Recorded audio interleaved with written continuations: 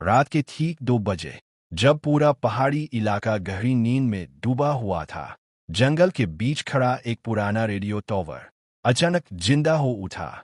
हवा तेज चल रही थी, टॉवर की जंग लगी सियां चरमराने लगी, और उसी वक्त एक अजीब सा सिग्नल हवा में फैल गया।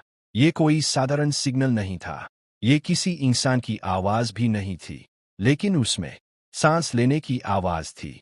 अमन, 24 साल का लड़का, रेडियो फ्रीक्वेंसी रिकॉर्ड करना उसका शौक था। वो अपने कमरे में बैठा था, हेडफोन लगाए हुए, लैपटॉप स्क्रीन पर चलती ऑडियो वेव्स को देख रहा था। तभी अचानक एक डिस्टर्ब्ड सिग्नल उसकी स्क्रीन पर उभरा। हर 13 सेकंड में वो सिग्नल दोहराया जा रहा था। पहले उसे लगा ये कोई टेक्निकल गड़बड़ी है, लेकिन जब उसने आवाज को स्लो किया तो उसके रोंगटे खड़े हो गए। उस सिग्नल में किसी के सांस लेने की आवाज थी, धीमी, भारी और दर्द से भरी हुई। अमन ने उस फ्रीक्वेंसी को और जूम किया। ऑडियो स्पेक्ट्रम पर एक अजीब सी आकृति बनने लगी, और कुछ सेकंड बाद वो आकृति एक इंसानी चेहरे जैसी लगने लगी। अमन का दिल तेज धड़कने लगा। उसे अचानक 1998 की एक खबर याद आई। उसी रेडियो टॉवर में 3 लोग रहस्यमय तरीके से गायब हो गए थे। उनकी लाश कभी नहीं मिली, और उसके बाद वो टॉवर हमेशा के लिए बंद कर दिया गया। लेकिन आज, इतने सालों बाद, वहीं से सिग्नल आ रहा था। अमन ने फैसला किया, वो खुद जाकर देखेगा। रात और गहरी हो चुकी थी, जंगल का रास्ता सुनसान था, चांद बादलों के पीछे छुपा हुआ था। अमन के हाथ में सिर्फ एक टॉर्च थी, और उसका रिकॉर्डर। जैसे ही वो टॉवर के करीब पहुंचा, उसे लगा कोई उसे देख रहा है। पेड़ों के पीछे एक हल्की सी परछाई हिली, लेकिन जब उसने टॉर्च घुमाई, वहां कुछ नहीं था। टॉवर के अंदर सब कुछ जंग खाया हुआ था, टूटी कुर्सियां, लटकती तारे और चारों तरफ धूल। लेकिन अजीब बात ये थी, सिग्नल अब भी आ रहा था, बिना किसी मशीन के, बिना बिजली के। माइक्रोफोन हल्का सा हिल रहा था, जैसे कोई अदृश्य चीज उसके सामने खड़ी हो। अमन ने रिकॉर्ड बटन दबाया, और उसी पल आवाज साफ हो गई। हेल्प, हमें नीचे बंद किया गया है।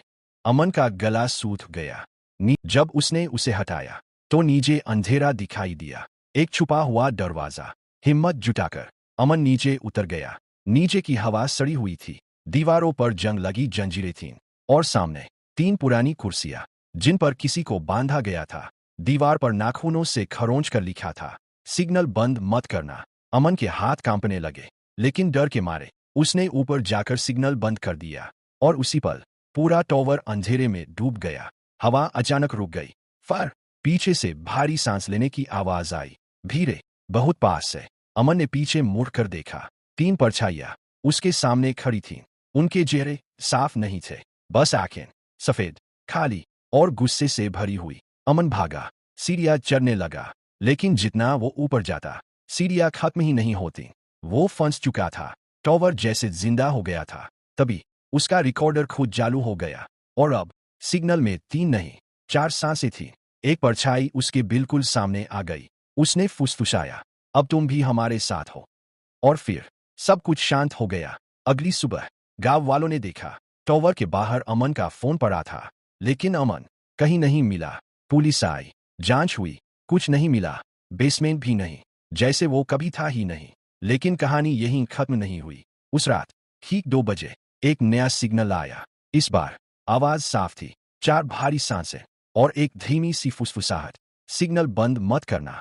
अगर कभी रात के 2 बजे आपको रेडियो से सांस लेने की आवाज सुनाई दे, तो उसे बंद मत करना, क्योंकि शायद कोई वापस आना चाहता हो, या शायद आपकी बारी हो।